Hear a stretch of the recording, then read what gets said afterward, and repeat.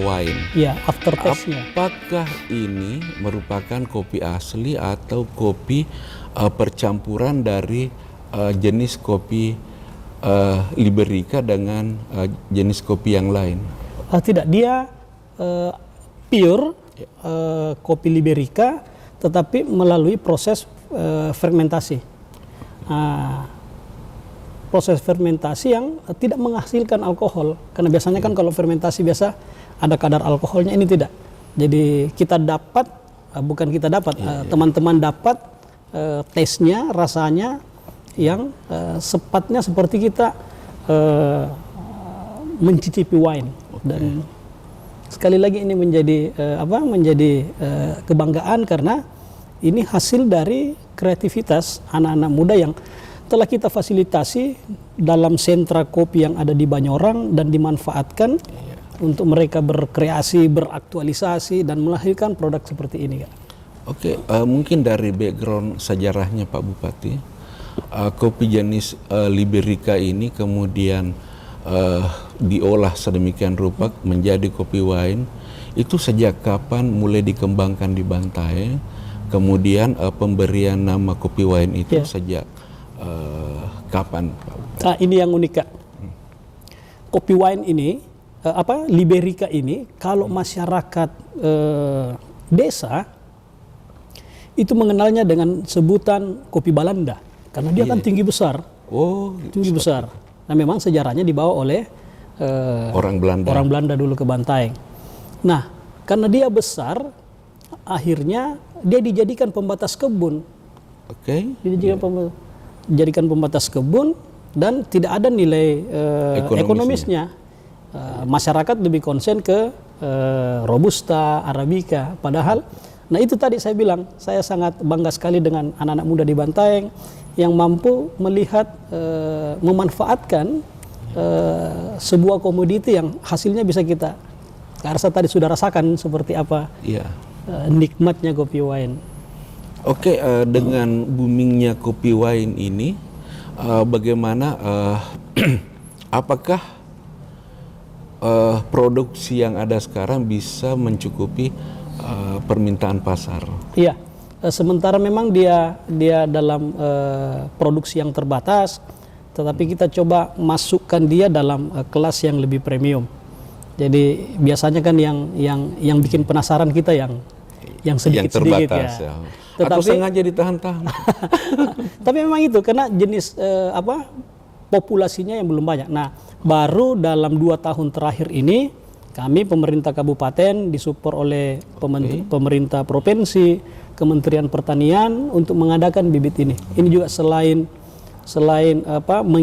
mengimbangi tanaman-tanaman yang jangka pendek dan berdampak kepada lingkungan, kita dorong lagi masyarakat dengan memanfaatkan teman-teman yang milenial untuk mengembalikan kejayaan kopi di Kabupaten Bantaeng. Sisi ekonomisnya kita dapat, lingkungannya juga mampu kita jaga. Selain untuk konsumsi lokal dan tamu-tamu yang ke Bantaeng, apakah sudah ada ekspansi untuk produk kopi wine ini keluar? Ya, sudah ada, Kak. Jadi tapi skalanya skala kecil. Teman-teman yang dari ada di Eropa 2 negara sama Jepang juga melirik ini, dan ini yang memotivasi teman-teman di Kabupaten Bantaeng supaya bisa meningkatkan kuantitas produksinya. Nah, mudah-mudahan ke depan hubungan secara resmi dan kontinu itu bisa kita penuhi.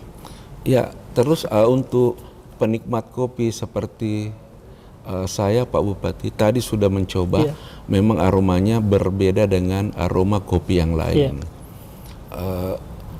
Kalau misalnya saya membutuhkan kopi wine ini, apakah sudah ada outlet khusus di Bantaeng yang dibuka untuk penjualan kopi wine? Ada.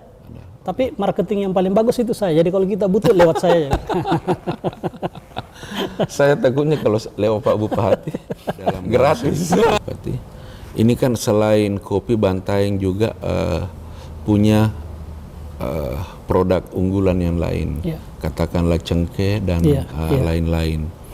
Selain kopi wine ini, apalagi yang tengah dikembangkan oleh pemerintah Bantaeng bersama dengan masyarakat taninya? Iya.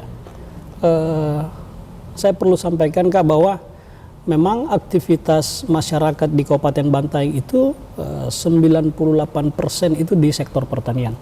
Dan itulah yang menopang pergerakan ekonomi di Kabupaten Bantaeng.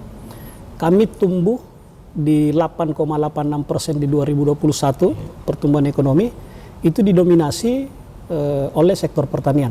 28, sekian PDRB kami itu dari sektor pertanian. Nah, itu yang memang sejak dulu Kabupaten Bantaeng dikenal sebagai daerah penghasil produk pertanian yang baik. Nah, sampai sekarang masyarakat kami khususnya di dataran tinggi itu masih menjaga sentra produksi untuk tanaman hortikultura. Konsumsi sayur di Kalimantan itu 80% dari Bantaeng. Nah, itu yang menjaga, itu yang pemerintah konsen menjaga itu karena memang aktivitas masyarakat kami itu di sektor pertanian. Selain pertanian juga dengan panjang 21,5 km garis pantai kami itu juga menjadi salah satu sumber aktivitas dan ekonomi masyarakat.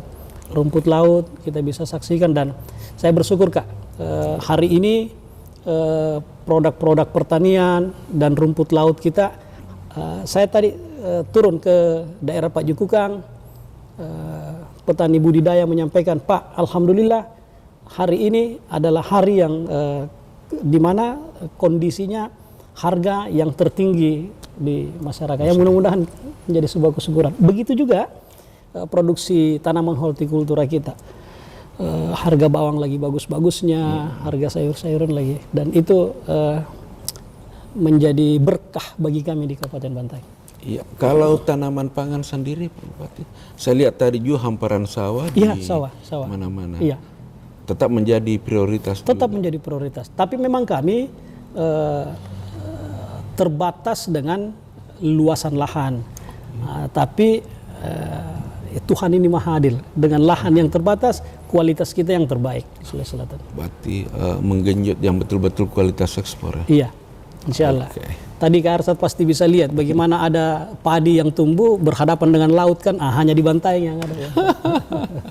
Kalau di Parepare ada laut dan bukit. Iya. Kalau di sini kita bisa lihat sawah berhadapan dengan bibir pantai.